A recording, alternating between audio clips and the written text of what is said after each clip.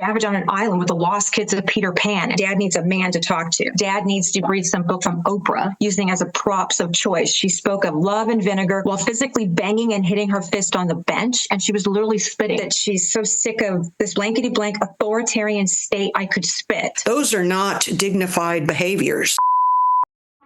Family court can get messy, and judges are supposed to cut through the mess with their rulings, not become party to it. According to this father, one such judge didn't just cross that line, she obliterated it. We're talking about a judge who's accused of spitting on the floor, bringing props to the bench like a daytime talk show host, and screaming at litigants to crack their egos, all while looking like the sweet old lady next door who's about to bring you some pie.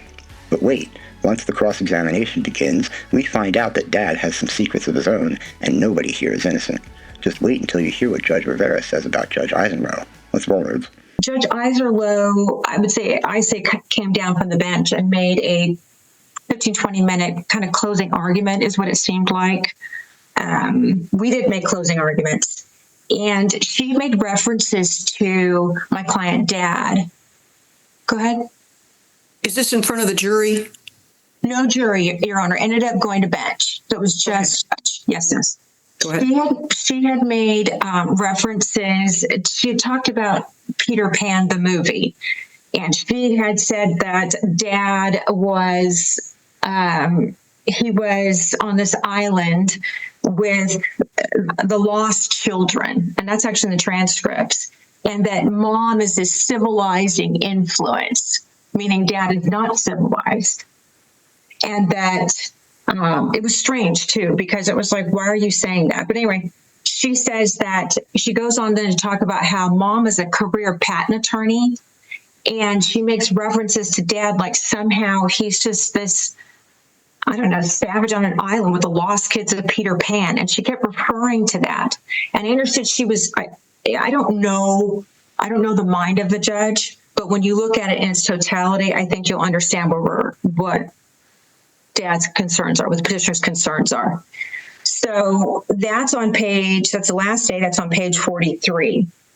And she also then goes on to talk about, he brings a sponge and a bowl of water and puts it on her bench. And she is using the sponge to talk about water and vinegar and what children soak up. And then she decides that Dad needs to read some book from Oprah to help him, I don't know, find love for his ex or something. And she did say that. And that's on page 64 and 65 of our exhibit number 5. Will you read that, please? Yeah, I'm sorry, Your Honor. Will you read that section, please? Yes, Your Honor. So it's number 5 on page 3 of his statement. And it is the book recommendations from her personal library, Oprah Library, with a sponge paired with water filled with a bowl, using as a props of choice. She spoke of love and vinegar, quote unquote. That's on page 64, 65, and what children are soaking up. And then the water was splashing over the bench, and she was jabbing her finger at the screen and displaying some image that she also brought to court. And then she did say that her rulings were guiding interests, were not based upon feelings. And then she continued this lecture where she was yelling at my client that he needed to crack, quote unquote, his hard shell, my way or the highway ego. And this is quoted. It's on page 51, it's line 22, 23. While physically banging and hitting her fist on the bench, and she was literally spitting on the bench when she was saying this. That's line 58. That's page 58, line 5 of 6. And she also said that she's so sick of this blankety blank. This is what she said, blankety blank authoritarian state, I could spit. Maybe I will spit. And then tells my client that he needs to do, quote unquote, his own inner work, and ordering him to start figuring out some way to love this woman again. That's page 62, line 3, and page 62, line 5 through 6. And then she claimed that respondent, this is Mom, was very moving, and she almost had her to tears. That's line that's page 57, lines 11 through 12. The problem is mischaracterizations beyond that, but our point is when you're yelling and banging your fist, pointing your finger, saying dad's uncivilized, talking about he has a hard-shelled ego, he needs to get over and do inner work, and how mom is so moving, she almost had her to tears. I don't know how anybody couldn't find that biased. And All right. I don't know how anybody could find there was a lack of impartiality, but I'll continue, Your Honor, because I want you to see it in its totality. So that's on number 5. And then, judge kept going on about authoritarian times and authoritarian state and increasingly authoritarian society. And that she had some mindset that she likened to my client, like somehow he had his fist in the air and he was anti-authority or something. I don't know where she got that. Anyways, that was on page 42, lines 24, page 58, lines 5 through 6, and page 54, lines 6. And this was on exhibit number 5. Okay. Then she stated that she had spoken to 2 other judges throughout the trial. The only one that I know the only 2 I know she spoke to would have been Judge Mozzie, who has a lot of family law experience, and that was at bench. And then she said she had spoken to Judge Arth, who had the case several times. He had heard the temporary orders and temporary orders hearings quite a bit over the years that the case had been proceeding. She had made reference that one of the judges wanted my client to go to jail. I don't know which judge was that, but that's in the transcripts. And then she made up facts that never came up at trial, Your Honor. I've been the petitioner's attorney since the beginning. I've been at every hearing. I haven't missed any. Judge said that my client had been sexually abused as a that's in exhibit 5 on page 49, lines 7 through 9, and that he had been sexually abused by family members. And so she was ordering a permanent injunction with his father and his brother, the child's grandpa, and her uncle, based upon my client being sexually abused. That didn't happen. That never happened. That never came up. No evidence of that? No, it never came up at any hearing ever. That never happened. And so now there's this, lifetime injunction for this child, right? At least till she's 18, to be away from her grandfather and her uncle when there was no evidence that was presented. It never happened. My client was not sexually abused by anybody. I don't even know where she got that. So, and that's in the transcripts. So now we have a permanent injunction. So she can't even associate with her grandfather or her uncle with no evidence based upon sexual assaults of my client that never happened, right? Then it was the day before the last day, and this is on page 2, number 4. And we had gone to bench because the court had wanted to appoint a case manager. It was something I had not heard of, but she wanted to appoint a case manager. And apparently in the family code, you can't do that. You have to get an agreement to do it. But this was before we'd even finished testimony, and she'd stated that dad's not going to like my ruling. She'd already made a decision about this case, and this is day before the last day. And I had to tell my client that the court was already making a ruling on this. Did he agree with the case manager? Because you have to get an agreement to do it. So I had to ask him. She said, go ask him. Let him know. So I did. And he didn't agree to that. But if you've already made a ruling, we don't even have testimony from the last day yet. How is that not biased or lack of impartiality? We haven't heard all of the evidence yet. We're already talking about a case manager. So, and that is on his page. That's page. And she also said in court, it's on exhibit 5, page 62, line 15 through 18, that she wanted to have the case manager be a man, because she states, I think it would be a good idea to have a male. If you have a male manager, if possible, just because we got dad here and dad needs a man to talk to. She says, but that's my views. My client doesn't need a man to take him in hand. He's not a 5-year-old. Okay. He doesn't need a man in general. He's perfectly capable of listening to a woman tell him things. There's been female therapists for the kids. There's female teachers he talks to. I mean, in fact, I would say 90% of the professionals on this case are all females. So I don't know why he would need a man to take him in hand or tell him anything. It was an inappropriate statement. It was gender specific, and my client believes that there's a degree of bias or lack of impartiality when he needs to have a man talk to him and some man case manager.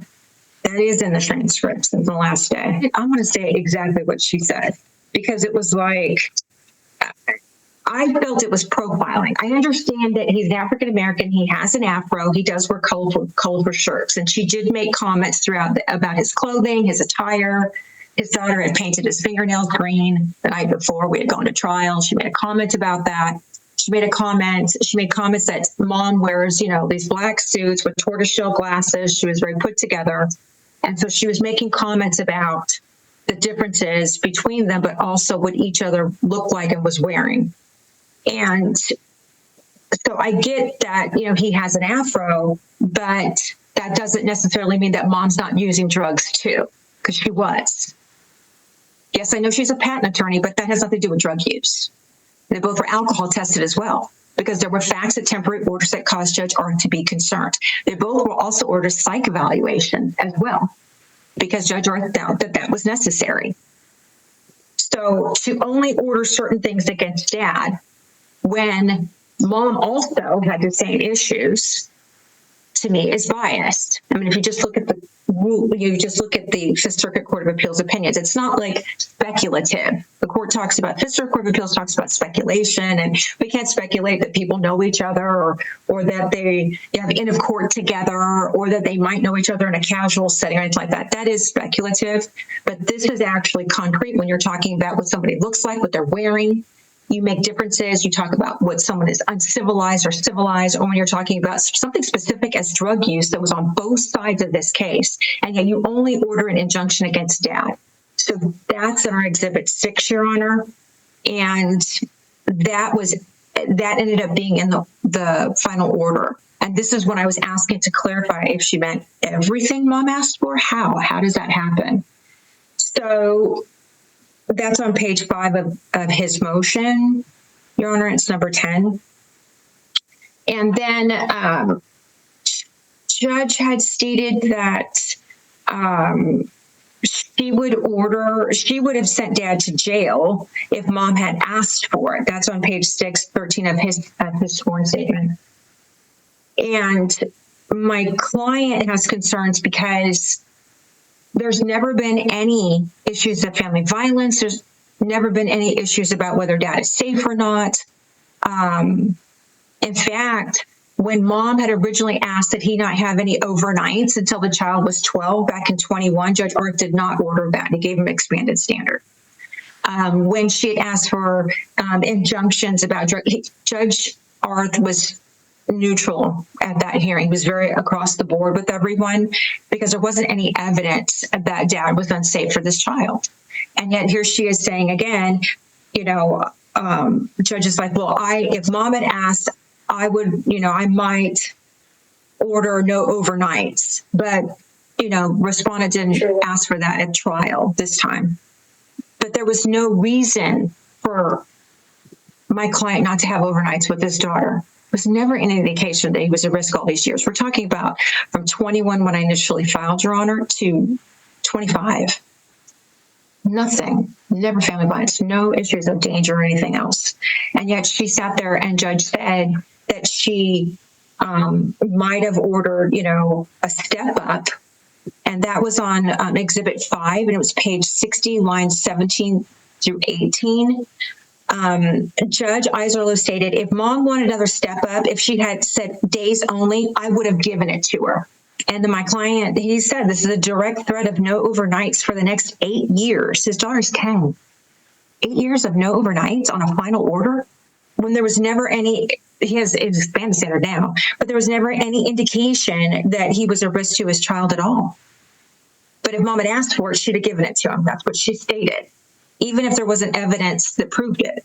So she did talk about, Judge Eiserloh did talk about, she had an unconventional family structure. I don't know all of what that meant, but again, I go back to, simply because my client is African American and he has an afro does not mean that he's unconventional. He's an engineer. He builds skyscrapers and buildings.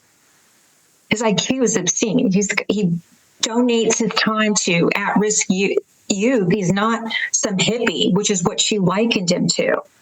He's not. He's actually very structured. But he is artistic. He has to be because he's an architect. But that doesn't mean he's that doesn't mean he's a savage or anything else. But this isn't just him saying that she is biased or lacks, impartiality predicated on a ruling. The rulings were based on facts that didn't exist. They were based on mischaracterizations of my client. They were based upon profiling him. And so the ruling is predicated on certain things that didn't exist. What does it matter that he wears colorful clothing every day to court, she said? What does it matter that his daughter painted his fingernails? I think they were green at the time. What does it matter that she's wearing a suit and tortoiseshell glasses? What do those things matter when you're talking about custody? Okay. Mr. Morris, can you hear me? Yes. Okay. I'm just going to walk through your recuse, what you swore to, okay? Okay. All right, yes. Do you recall, can you please describe in your words the trial, how it went? Let's start with day one and go from there, if that's where you want to start. Or would you like to, would you like to describe to Her Honor the last day? Yeah, I believe the last day was pretty indicative of the entire case or hearing. Do you recall how Judge Eiserloh characterized you? Yes. Do you recall when she said that mom was the civilizing influence, or that she was the civilizing parent? Yes, that was on day 5 during the judge's, neither party was given the opportunity for closing statements, and then the judge came out and gave a 25-minute speech, I guess, that berated me multiple times. She was continually yelling at me to crack, crack, crack my hard-shelled ego. She was banging her fist on the bench.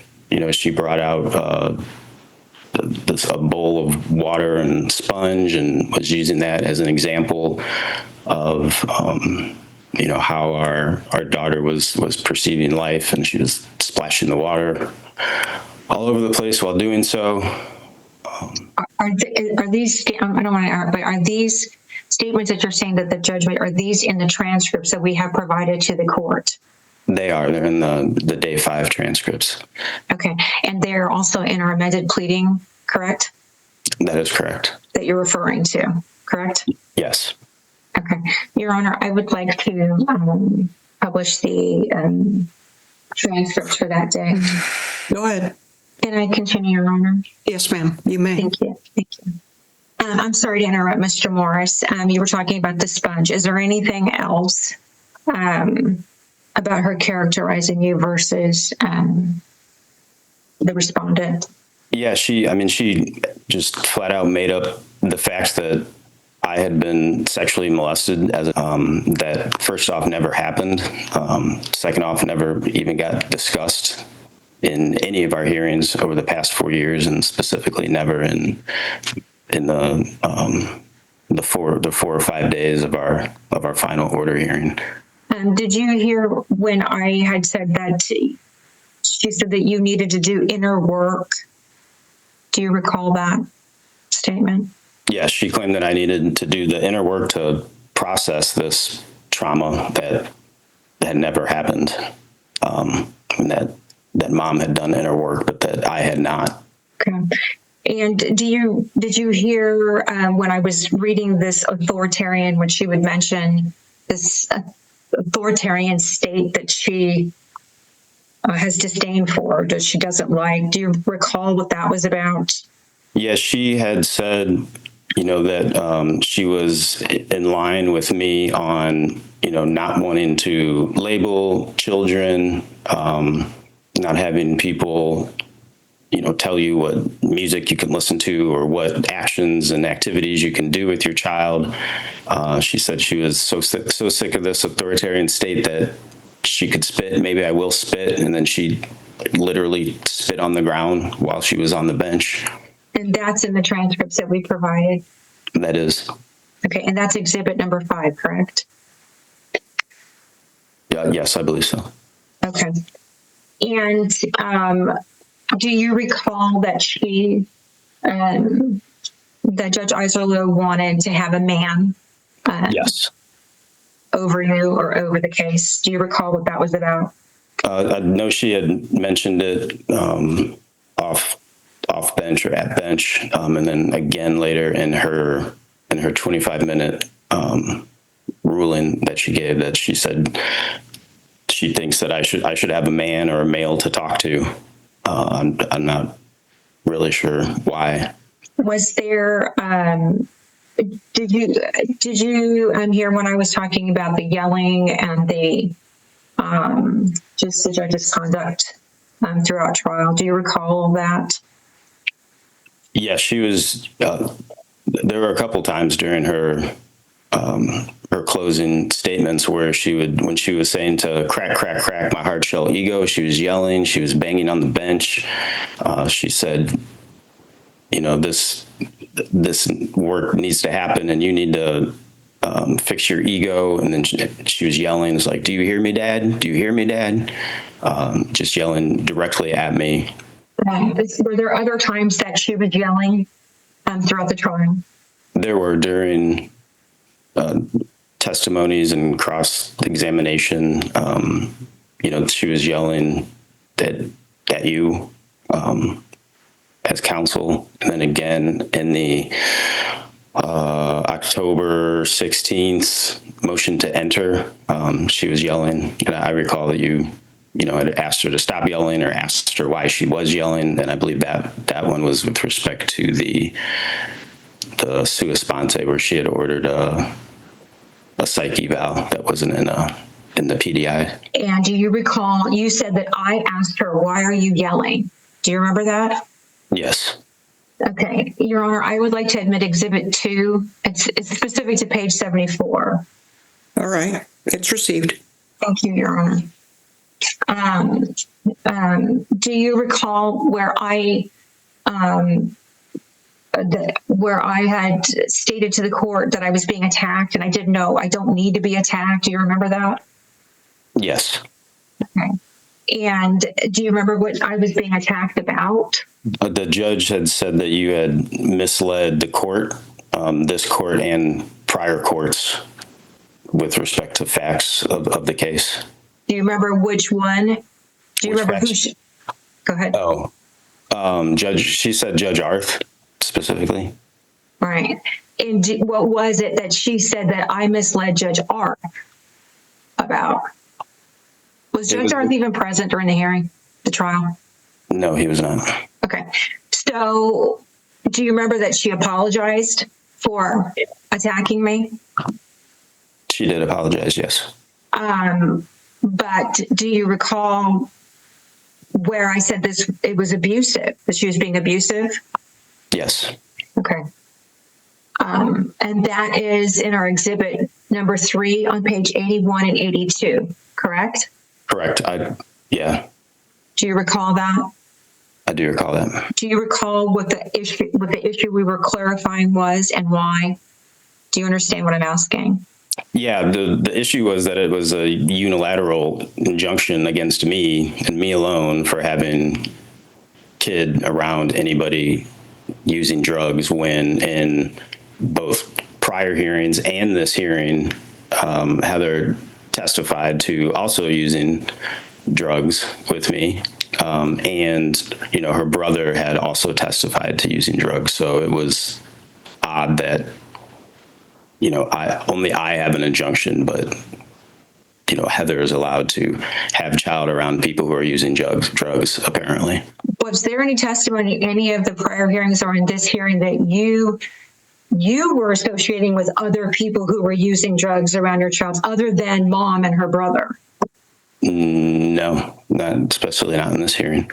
But there's now injunctions, right, on your side of this case now, right?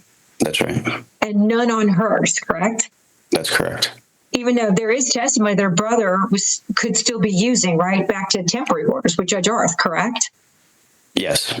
Right. So, Your Honor, that's exhibit, that actually happened at the motion to enter. That's exhibit 6. I don't know if I've asked that it be entered into evidence, but if I did, can I please have it entered? Yes, it's received. Thank you, Your Honor.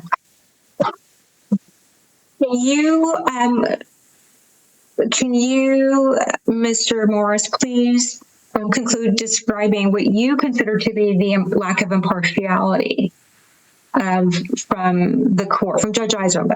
Yeah, just based on, the multiple references made to the physical differences between myself and Heather, the threats of, putting me in jail based on apparently an enforcement, my first enforcement charge, and also enforcements that, we didn't have the opportunity to counter or refute. So all the enforcements were just accepted wholeheartedly as truth by the judge.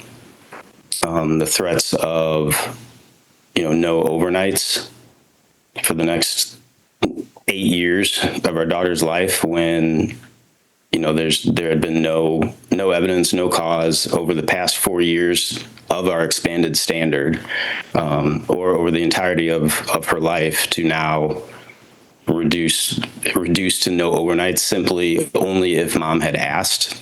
That doesn't ring impartial to me. If there's a threat of no overnights, then it shouldn't be whether mom had wanted it or not. It should be based on facts and not feelings. The fact that she just made up out of thin air that I was molested, the yelling at the bench during her closing argument when nobody had an opportunity to give one, but she took her time to denigrate me during it. And then everything else in our affidavit or our pleadings, I guess. I'm not sure the right word. Your Honor, I'm going to pass the witness, please. And let's go to the, you remember there was a garden ad litem in this case, right? No, there was not. I'm sorry, that's correct. We had Michelle Munivar do psychological evaluations and did a contested custody evaluation. Is that correct?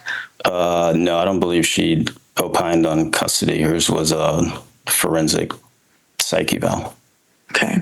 And in the actual psychological report that was introduced into evidence, there was admission by you of you having inappropriate sexual relations with your sister when she was and you were correct? Yes, over 30 years ago. Okay. And there was a temporary orders hearing. My client had testified uncontroverted that you had told her that your dad and brother had minor children. Do you recall that? No, I did not say that as a fact. Okay, but you did tell that to my client, correct? No. If you can repeat, and you, in fact, told my client.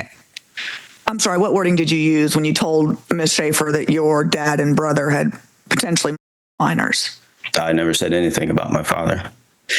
Okay, what about your brother then? I said that there were allegations. Okay. And that testimony was at temporary orders from Ms. Schaefer, correct? In part. Okay. And in fact, part of that was addressed with Ms. Munivar, correct? Well, all of it was addressed with Arth, Ms. Munivar, the parenting coordinator that we had, Ms. Shar Wittenberg. Judge Arth had heard that since day 1 and 2 of temporary orders back in 2021 and found no cause no evidence presented to put any injunctions on any family members. He specifically said it, and which is why it was not in the TOs. Well, you don't know why Judge Arth made the rulings. You don't know into his brain when he made the rulings, correct? He specifically said, I'm not doing that. Okay. And then Judge, but he did not have the benefit of that time of your psychological evaluation from Ms. Munivar, correct? I don't know what benefit. No, there was no new evidence in that. Okay. That surfaced from her psyche eval. He had all the information. Judge, I would move to introduce what I'm going to mark as R2, which is the psychological evaluations. All right, go ahead. There was also extensive discussion in the psychological report about the travel dates and travel exchange issues that you had with Miss Schaefer. Is that correct? If you look at the notes, starting with note 8. Yeah, there were discussions where I would provide the detail required per temporary orders. Okay, and do you see on or footnote 10 where it says this is an example of a form of gaslighting behavior by Mr. Morris? Do you see that? I see that. And where Ms. Munivar continues to say gaslighting is a form of manipulation where a victim of such behaviors will question their own memory, sanity, or even reality, all of which creates confusion and doubt in the self, which can be a coercive and controlling tactic. Do you see that? I see that she wrote that. Okay, and so she actually identifies some of your behavior as gaslighting, where she says Mr. Morris then pushes back and describes Ms. Schaefer's behaviors to be unreasonable, manipulative, or controlling, right? Yeah, I do see that. And okay. That's also part of our reason for bias against Ms. Munivar. Well, the truth is you just don't like the rulings because you lost, correct? No. I mean, you didn't get anything you requested. Isn't that correct? I don't know how to answer that. Okay, well, tell me the one piece of relief that you requested from Judge Eiserloh that Judge Eiserloh granted. Well, she granted Heather's, so she didn't grant mine. Okay, so you did not have the court grant any relief that you requested, correct? That's correct. I believe based on bias to blanketly disregard the entirety of my testimony and facts and make up facts against me. Yeah. Okay. And so let's talk about that. So your belief is she disregarded the evidence you put in when she made her decisions. Is that correct? That's correct. All right. And so you believe that the judge looked at your evidence and said, I'm just going to disregard it. That's correct. She made statements that I would bring child home tired on a Sunday night. She made statements that I would take the child out of school early to start my possession, which was not true. The time that happened was before temporary orders, and it happened on both our parts. So it was over 4 years ago. And in her closing arguments, she made statements as if it were true and happening today, and is not. So yeah, that's disregarded. But it's true that you did do that, and there was evidence before the court that you had taken her out of school early for one of your trips, correct? For one of my trips, yes, but prior to any temporary orders. Okay. And so your complaint with the court is that the court ignored your evidence, correct? That's right. If I provide, actually, I mean, you provided it as well. It was in the form of a communication, so. Okay. Then we had an additional violation, the last violation related to therapy, correct, of the child? But yeah, and this was, again, I mean, this was made up. I didn't violate anything with therapy. All right. So the court chose to ignore the evidence you presented and believe the evidence presented by Ms. Schaefer, correct? In large part, yes. All right.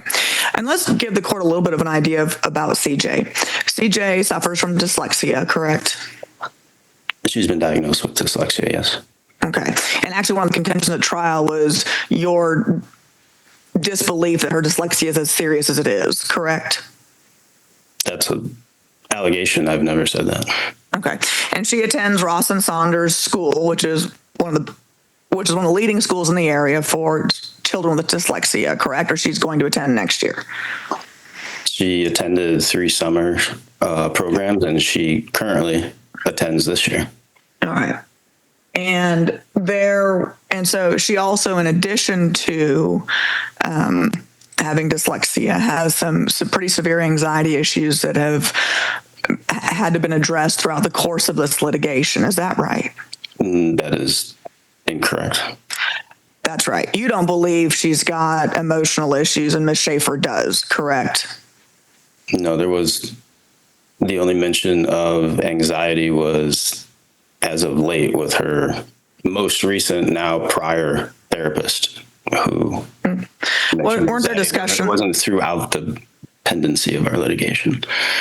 Weren't there discussions, Mr. Morris, at trial about how your child would urinate on the floor in front of a refrigerator on various occasions? Like she had incontinence issues when she had her anxiety attacks?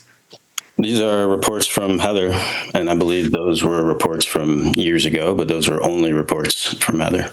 Okay, and so one of your positions in trial was that the child only had issues with Ms. Schaefer and never displayed issues with you, correct? Those specific issues reported by Heather, correct. Okay.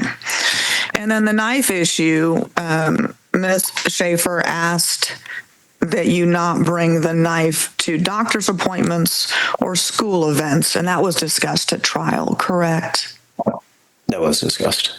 All right. And in fact, there was a particular incident about your daughter's bunny couldn't come to school for show and tell because you refused to leave the knife either in the car or at home, correct? No, that's incorrect. It's not that she couldn't come to school. It's that Heather didn't want to go to school. Years later, even though I had a pocket knife the entire time Heather and I were in a relationship up until today. It's not that she couldn't go. It's that Heather developed a fear all of a sudden in the past year, and it is not my it's not my job to mitigate her fears. And in fact, the judge, when we had an injunction, there was nothing to actually vacate. The TRO expired, and the judge actually asked you, Mr. Morris, won't you just not bring a knife to school? Do you recall the judge asking you that? Yeah, the TRO expired and was specifically vacated by the judge.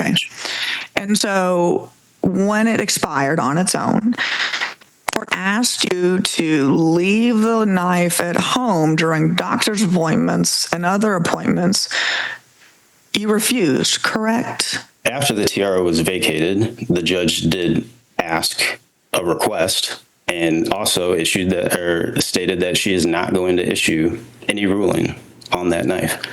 Okay. And another judge heard the evidence that you refused to honor a judge's request. Judge Eiserloh heard that evidence, didn't she? That's what you stated. I don't know. She also heard that the judge didn't issue an injunction when she very well could have. I understand, but Judge Eiserloh also heard the evidence. And I forget which judge, so I apologize. The previous judge that said... It was Judge Cantu Hexel. Well, thank you, Mr. Morris. That Judge Cantu Hexel asked you to not take the knife around for these various appointments, and you basically said it was my constitutional right, so I'm not going to do that, correct? I didn't respond with anything, actually. Okay. But Judge Eiserloh heard that evidence at trial, or that testimony, correct? I don't know about evidence or testimony, sure. Okay. And what the court actually brought out the bowl and water for was something called ACE, Adverse Child Experiences, correct? That is something she mentioned.